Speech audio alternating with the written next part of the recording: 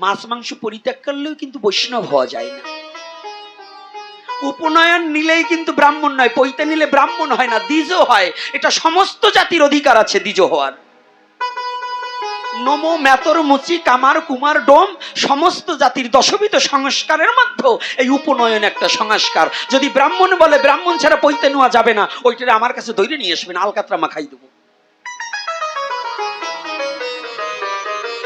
সমস্ত জাতির জন্য দশবিধ সংস্কার, সমস্ত জাতির জন্য। পৈতে নিলেই ব্রাহ্মণ নয়, আর মালা তিলক পড়লেই বৈষ্ণব নয়। গুণের কথা বলেছেন, 9টা গুণ, সম দম দয়া শৌচ প্রভৃতি। ক্ষেন্তি নাকি মানে ক্ষমা, ধৈর্যতা, সবাইকে সমান চোখে দেখা, এটা ব্রাহ্মণের গুণ। আর বৈষ্ণবের সততা। কিন্তু আমাদের মধ্যে কি সততা আছে?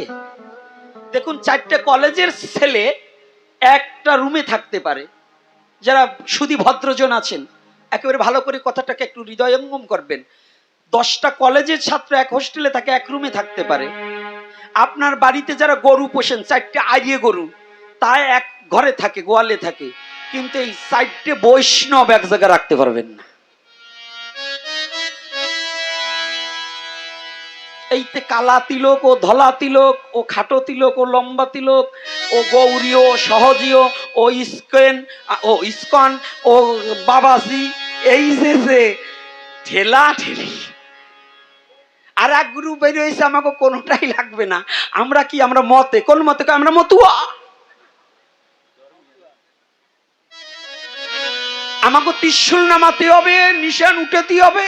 তাই যে কয়টা ত্রিশূল নামাতে চাও, তোমার মা রাতের বাইরে শাখা ভাঙিয়ে দিও, কারণ ওটাও তো সনাতন মতে। ওটাও কই বাদ দিও যে মা রাতে শাখা রাখা যাবে না, কারণ ওটা তো সনাতন মতে। তুমি যদি আলাদা ধর্ম চাও, তাহলে তো তোমার মা রাতে শাখা পরবে না, তোমার মা শাড়ি পরতে পারবে না, মেক্সি পরিয়ে করতে হবে।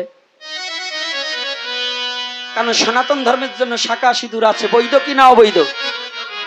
তাহলে ত্রিশূল নিয়ে দেখলাম এই নমো জাতির মরণ আইছে, কারণ আর কিছু নিয়ে না, ধর্ম নিয়েই মৃত্যু। ঠাকুর বাড়ি দেখতে দেখতে এখন একটা ঘৃণার সৃষ্টি হয়ে যাবে এদের প্রতি। অর্থাৎ ঠাকুর বাড়িরা ঠাকুরকে মানে না, গুরুচাঁদ ঠাকুরকে মানে না।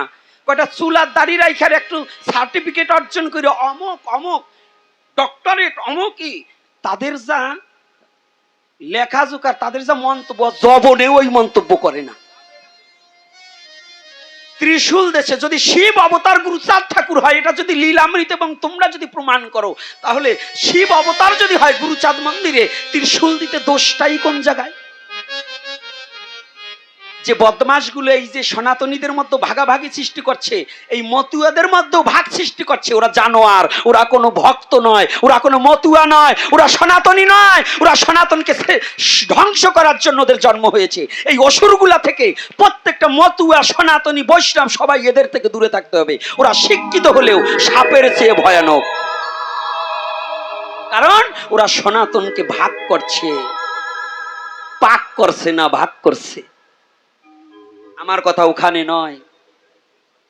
ওরাকান্দি যদি ত্রিশূল না থাকে, ওখানে বাসুদেব মূর্তি রয়, রাস হয়, দোল হয়, জন্মাষ্টমী হয়।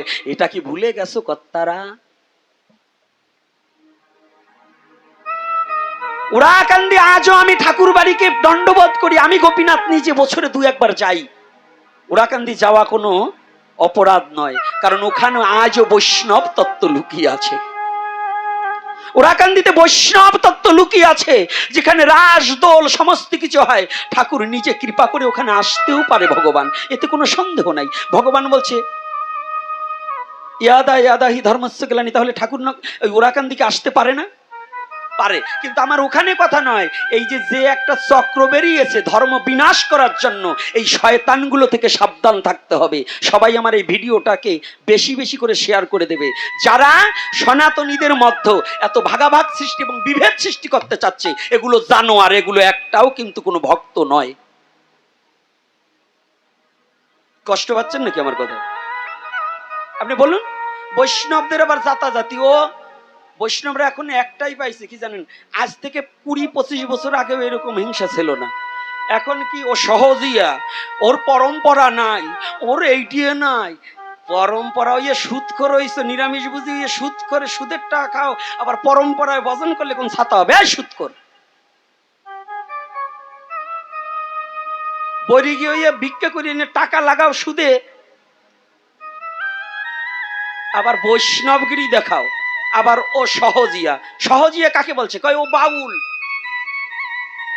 আসুন, চৈতন্য চরিতামৃতে মহাপ্রভুকে বাউল বলে আখ্যায়িত করা হয়েছে। আসুন, আমি যদি না দেখাতে পারি আমার জিহ্বা কেটে দেবেন।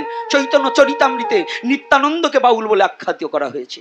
চৈতন্য চরিতামৃতে হরিদাসকে বাউল বলে আখ্যায়িত করা হয়েছে।